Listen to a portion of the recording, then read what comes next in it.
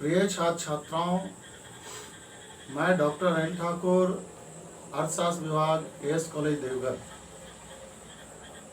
छात्रों, आज हम इस क्लास में देखेंगे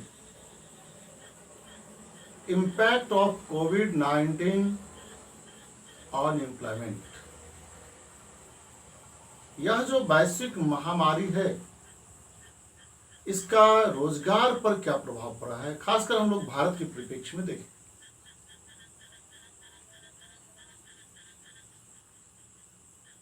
छात्रों, आज आए दिन आप अखबारों में सुनते हैं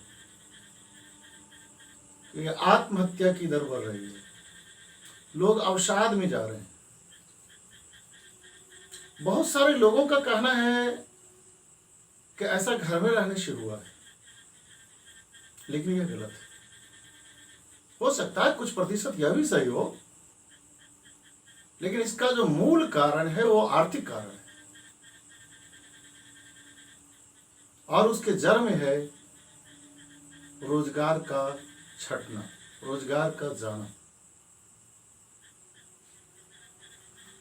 क्योंकि जब लोग रोजगार से छटते हैं, उनकी आय समाप्त हो जाती है, और जब आय समाप्त होती है तो अपने को वह संभाल नहीं पाता है। फलतः धीरे धीरे वो अवसाद में चला जाता है। तो अवसाद तो ये सही है, क्योंकि मनोवैज्ञानिक अवसाद ही कहेंगे इसे, लेकिन एक अर्थशास्त्र के छात्र होने के नाते हम उसे अवसाद नहीं कर सकते। क्या? क्योंकि उस अवसाद का कारण क्या रहा है?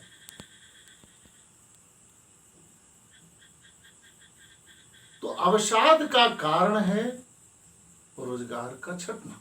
हम उसके मूल में जाते हैं, उसके जड़ को देखते हैं।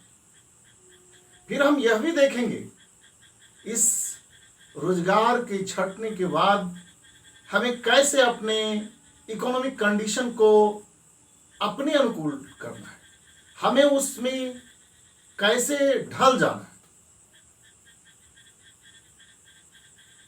ताकि हम उस अवसाद में न जा सके। तो एडॉप्टेशन को भी हम देखेंगे। आप देखें कि भारत में लगभग 90% लोग, 90% लोग असंगठित क्षेत्रों में काम करते हैं, अनऑर्गेनाइज सेक्टर में काम करते हैं। और अनऑर्गेनाइज सेक्टर का मतलब हुआ कि जहां कोई रिकॉर्ड नहीं रहता हो, जहां की लगातार उसकी उपस्थिति दर्ज नहीं होती हो। जैसे आप देख लें, छोटे छोटे होटल में काम करने वाले लोग, गैरेज में काम करने वाले लोग, खेत खलिहान में काम करने वाले लोग। तो ये सारे जो लोग हैं जो दिहाड़ी करते हैं, ऐसे लोग भारत में कुल कामगार के 90% के लगभग। तो जब 90% लोग असंगठित क्षेत्रों में हैं, तो आप इस देखेंगे इस कोरोना में सबसे ज्यादा अगर कुछ प्रभावित हुआ है तो वो असंगठित क्षेत्र प्रभावित हुआ।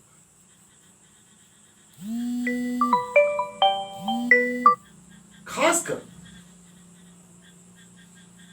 अगर सरकारी क्षेत्र की बात करें, ठीक है, उसमें कुछ कटौती आ सकता है, यह मान लेंगे, लेकिन वह बिल्कुल समाप्त नहीं हो रहा। ठीक है, जो सेक्टर प्राइवेटाइजेशन में जाएगा उसकी बात अलग है, लेकिन हम आज बात उस क्षेत्र की कर रहे हैं कि जहां लोग लगातार छट रहे हैं। सरकार के लाख आश्वासन के बाद भी लोग छट रहे हैं। सरकार कह रही है कि उसे हटाना नहीं है, उसे पेमेंट देना है, लेकिन इन तमाम वादों के बावजूद भी वो कंपनियां, वो अनऑर्गेनाइज सेक्टर, वो मॉल, सिनेमा हॉल, ऑटोमोबाइल्स उद्योग, प्राइवेट स्कूल, ट्रेनिंग सेंटर और यहां तक मीडिया की भी बात करें तो यहां भी छंटनी प्राप्त। गजब की बात तो यह है कि कुछ छंटनी तो सीधे तौर पर छंटनी है कि हम हटा रहे हैं, कुछ को परिस्थिति तैयार करके हटाया जा रहा है। अगर आप मीडिया की बात करें, प्रिंट मीडिया की बात करें, तो पहले कहता है कि वर्क फ्रॉम होम, घर से काम कीजिए। तो जब घर से काम कीजिए तो कंप्यूटर ऑपरेटर की कोई जरूरत नहीं, तो खुद आप टाइप कीजिए, खुद उसको भेजिए। जब खुद भेजा जाने लगा, आप देखें पूरे देश की बात करें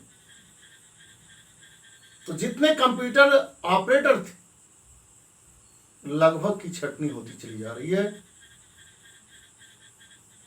फिर आप देखें कि ये रोटेशन के नाम पर या अन्य के नाम पर जहां दो है वहां एक से काम चलाया। अब ये बातें आ रही है और नहीं आ रही तो आने वाली है कि जब एक से काम चल ही जा रहा है तो फिर उसकी क्या आवश्यकता है, तो वहां भी छंटनी है। यही बात आप देखेंगे ट्रेनिंग सेंटर में, वर्क फ्रॉम होम, घर से ट्रेनिंग हो गया, ऑनलाइन ट्रेनिंग होगा। ठीक बात है, ये परिस्थिति है, अभी ऑनलाइन ट्रेनिंग होगा, लेकिन वहां जो स्टाफर है, जो स्टाफ है, प्यून है, क्लर्क है और भी उसकी व्यवस्थाएं, ये सब का सब धीरे धीरे समाप्त हो जाएगा, सबकी जॉब समाप्त हो जाएगी। हो सकता है परिस्थितियां बदले, फिर फिजिकल शुरू हो जाए, तो ऐसी स्थितियां में हो सकता है रोजगार के अवसर बने, लेकिन इसकी क्या गारंटी है उसी को रोजगार फिर मिल जाएगा। और इस दौरान, इस बीच में उसको पैसे की आवश्यकता तो होगी, वो जिएंगे कैसे? आप देखें कि खास करके आप अगर देखें इस लॉकडाउन के दौरान कोविड-19 का जो वैश्विक महामारी है, इसका सबसे ज्यादा असर अगर पड़ा है तो वो उद्योग है पर्यटन उद्योग। हम सोचते हैं कि पर्यटन उद्योग सिर्फ स्थल बंद है तो क्या हुआ,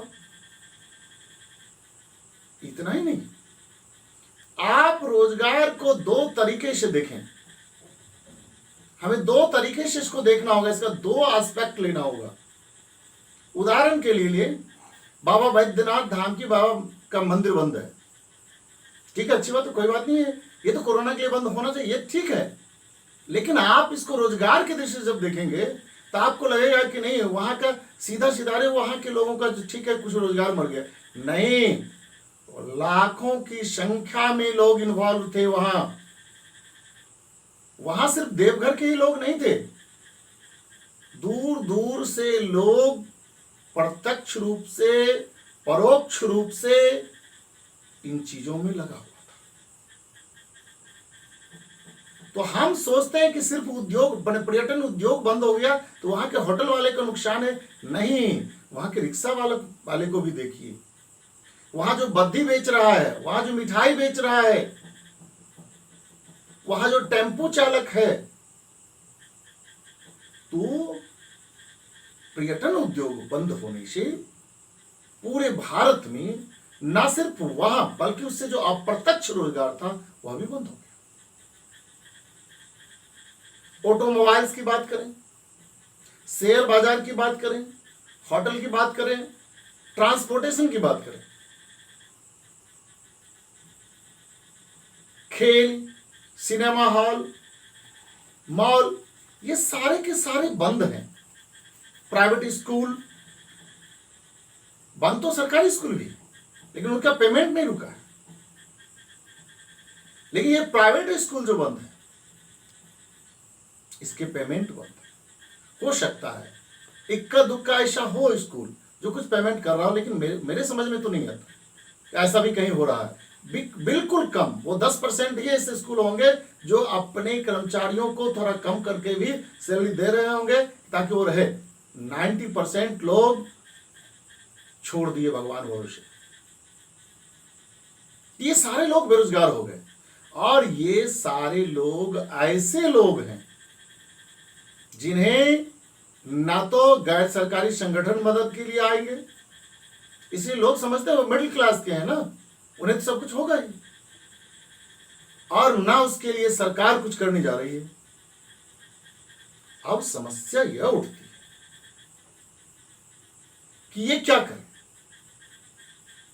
अब कहिएगा सेल्फ एम्प्लॉयमेंट की बात, अच्छी बात है, लेकिन सेल्फ एम्प्लॉयमेंट भी इस जगह काम नहीं आएगा, क्योंकि सेल्फ एम्प्लॉयमेंट में जो उसका प्रोडक्शन होगा, उस प्रोडक्शन का सेल कहां होगा? चूंकि बाजार तो बंद है और खुल भी रही है बाजार, अल्टरनेट खुल भी रही है कुछ, तो ऐसी स्थिति में ग्राहक उसके तुरंत नहीं आएंगे, क्योंकि मल्टीनेशनल कॉरपोरेशन वो नहीं है, वो हैंडमेड सामान बेच रहा है, वो कुटीर उद्योग है, तो स्वरोजगार की स्थिति भी लगभग कम है। तो ये स्वरोजगार का बंद हो जाना, ये सारी फैक्ट्रियां का बंद हो जाना, मॉल, शेयर बाजार, ये सब जो बंद पड़ा है, तो इसका असर काफी दिख रहा है। कुल हम अगर देखें तो 40 करोड़ से अधिक कामगार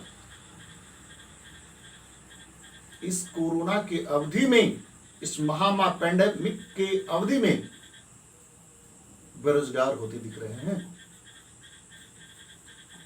अब सिर्फ ये 40 करोड़ की बात नहीं है, ये जो 40 करोड़ लोग बेरोजगार हो रहे हैं, इनके काम बंद हो रहे हैं, इनके इनकम बंद हो रहे हैं, इसका मतलब इकोनॉमिक्स की भाषा में इसके परचेजिंग पावर समाप्त हो रहा है। जब इसका परचेजिंग पावर खत्म हो जाएगा, खरीदने की शक्ति खत्म हो जाएगी, तो फिर इसका उल्टा प्रभाव पड़ेगा कि जो वस्तुएं बाजार में है वो नहीं बिकेगी, क्योंकि इतने लोग जो छट रहे हैं उनकी जेब में पैसे नहीं है, और जेब में पैसे नहीं है तो ये लोग खरीद नहीं सकते हैं। बाजार में वस्तुएं पड़ी रहेगी, जब बाजार में वस्तुएं पड़ी रहेगी तो फिर इसका रिवर्स, फिर इसका उल्टा प्रभाव होगा कि जब वस्तुएं नहीं बिकेगी तो फिर ये लोग जो उस वस्तु को बना रहे हैं उसकी छटनी प्रारंभ होगी। इस तरह से अगर हम देखें तो यह स्थिति डिप्रेशन की ओर जाएगा और यह महान मंदी अवसाद में बदल देगा, और इसी जगह लोगों को अवसाद से बचने की जरूरत है, और यही इकोनॉमिक्स के मैनेजमेंट को समझने की जरूरत है। छात्रों, यही वह अवस्था है जहां की प्रीवियस सेविंग काम आता है। इसीलिए बच्चों को छात्र जीवन से ही बचत के महत्व को समझना होगा। आप देखें, बचत का महत्व सिर्फ आज ही नहीं है। अगर आप बहुत पहले चलें, पुराने जमाने की बात करें, तो महिलाएं जब खाना बनाती थी तो मुठिया होता था। मुठिया शब्द ये है, मुठिया का मतलब एक मुट्ठी है। तो जब वो खाना बनाती थी तो पूरे खाने के जो सामान था, सामग्री था, अनाज था, चाहे चावल हो या जो भी हो, तो उसमें से एक मुट्ठी वह निकाल के रख देती थी। एक मुट्ठी के निकालने से अगर वह 5 परिवार है, 5 आदमी है, मेंबर हैं, तो एक मुट्ठी अगर कम कर देता है तो उसमें किसी के हेल्थ पर बुरा प्रभाव नहीं पड़ेगा। और फिर एक मुट्ठी शाम। अब यह एक एक मुट्ठी से वो गृहिणी एक कोठी भर लेती थी और उसके पैसे को वह सुरक्षित रखती थी। जब परिवार विपत्ति में पड़ता था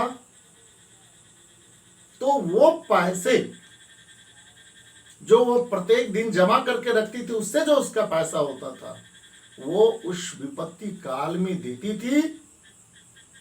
और फिर जब वो विपत्ति का समय दूर हो जाता था तो पुनः वह पैसा वापस ले लेती थी, या उस पर निर्भर करता वो छोड़ भी देती होगी।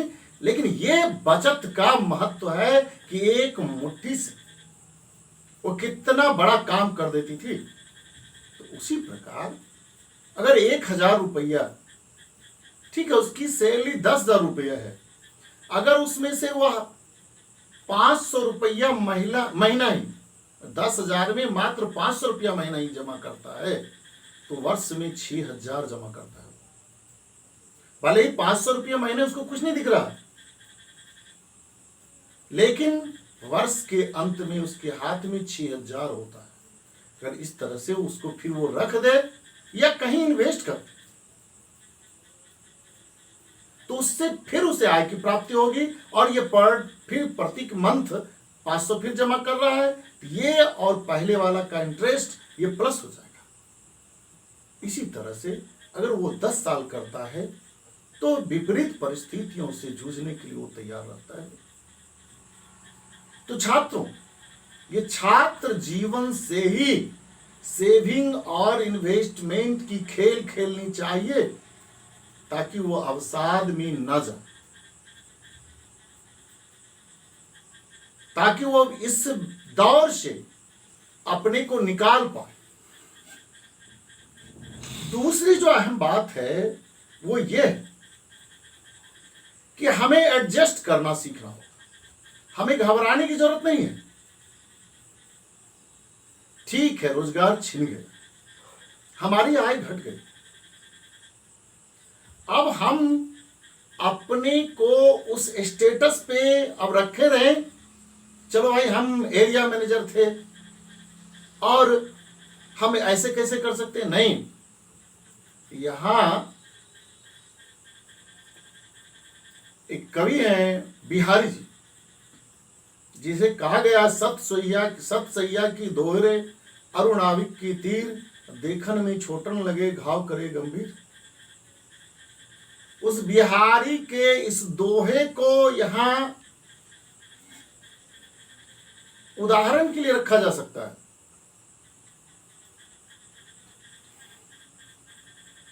यहां उनके यह दोहा कि बढ़त बढ़त संपत्ति सलिल, मन सरोज बढ़ी जाए, घटत घटत पुण्य ना घटे, बरु समूल मुरझाए। कि जब लोगों की संपत्ति बढ़ती है तो होता यह है कि संपत्ति के बढ़ने से अपने मन को भी उसी अनुरूप बढ़ा लेता है। अब हम कार से चलते थे, साइकिल कैसे उठाएं, हम पैदल के, लोग क्या कहेंगे, ये सारी बातें उसकी वही है कि जब पानी बढ़ता है तो पानी के बढ़ने के साथ साथ कमल बढ़ता है, कमल ऊंचा हो जाता है।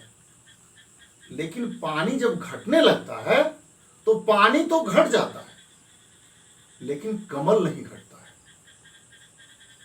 नतीजा यह होता है वो मुरझा जाता है और सूख जाता, समाप्त हो जाता है। ठीक उसी प्रकार लोगों की जब संपत्ति बढ़ता है तो धीरे धीरे उसका मन भी उसी अनुकूल बढ़ते चला जाता है।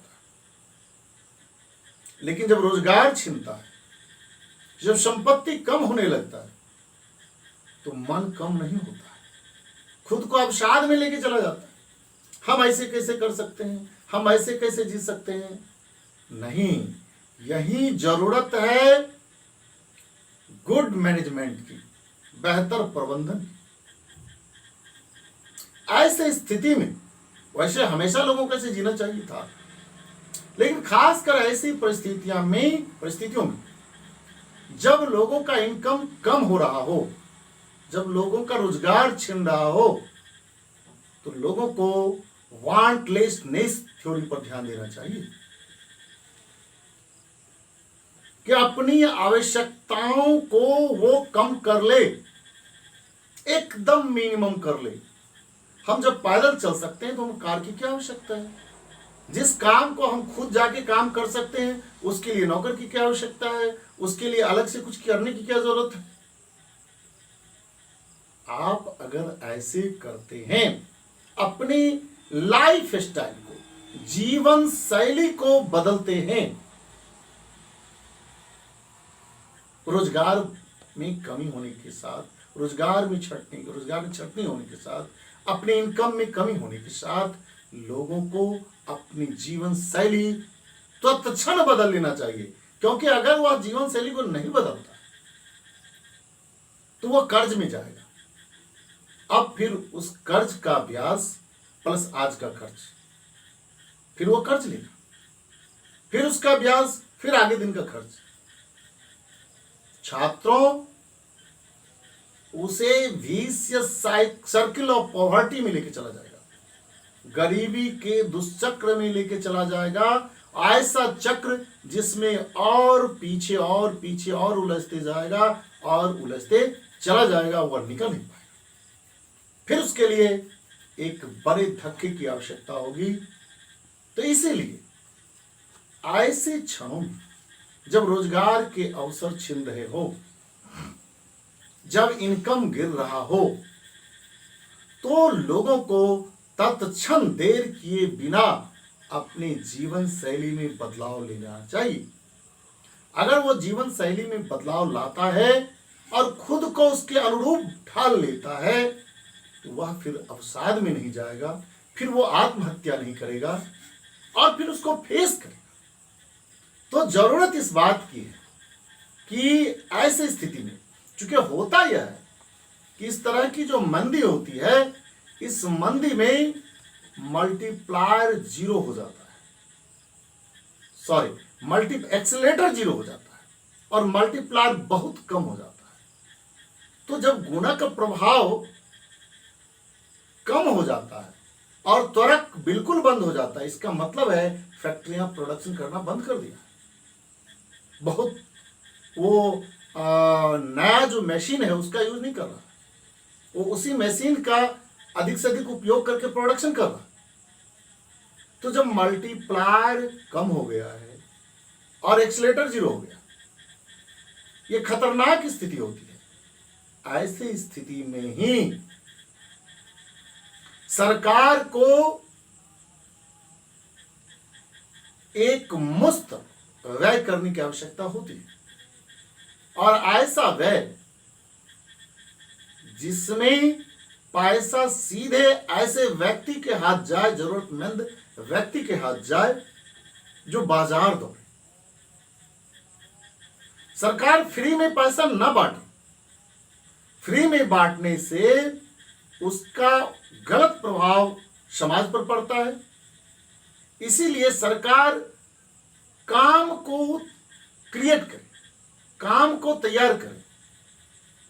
भले ही किन्स के शब्दों में अगर कोई काम न हो तो गड्ढा खोदो और उसी गड्ढा को उसी मजदूर से भरवाओ। तो जब उस गड्ढा को उसी मजदूर से भरवाते तो लग रहा है कि अनवांटेड काम हो रहा है, लेकिन औरों को यह लग रहा है उसमें फ्री, फालतू आदमी इसमें इंगेज नहीं होगा। जो काम करने नहीं, बैठ के पैसा लेना चाहता है वो उससे भागेगा, क्योंकि काम करके पैसा मिलेगा उसके। तो इसीलिए ऐसी स्थिति में सरकार को इसके बचाव के लिए एक मुफ्त व्यय करनी चाहिए, जिससे लोगों की क्रय शक्ति बढ़े। क्योंकि ऐसा स्थिति उत्पन्न इसलिए हुआ है कि लोगों की क्रय शक्ति खत्म होती जा रही है, और ये क्रय शक्ति खत्म होना मंदी लाएगा, और वो और पीछे की स्थिति उत्पन्न कर देगा। तो यहां दो उपाय होते हैं। एक उपाय यह है कि सरकार को एक मुफ्त व्यय करना चाहिए ताकि लोगों का क्रय शक्ति बढ़ सके। दूसरी बात जो ये है कि लोगों को भी कि जो उसका इनकम है जितना ही है, अपनी जीवन शैली में बदलाव लाए, उसे फेस करे, और एक गुड मैनेजर की तरह अपनी सीमित आय से अपनी असीमित आवश्यकताओं में चयन करें कि हमें कौन सी ऐसी आवश्यकता है जो बेहद जरूरी है, हम उसी पर खर्च करें, हम उसी पर ध्यान दें। 10,000 हमारे पास है और आवश्यकताएं हमको लग रहा है कि नहीं 1 लाख खर्च करनी चाहिए।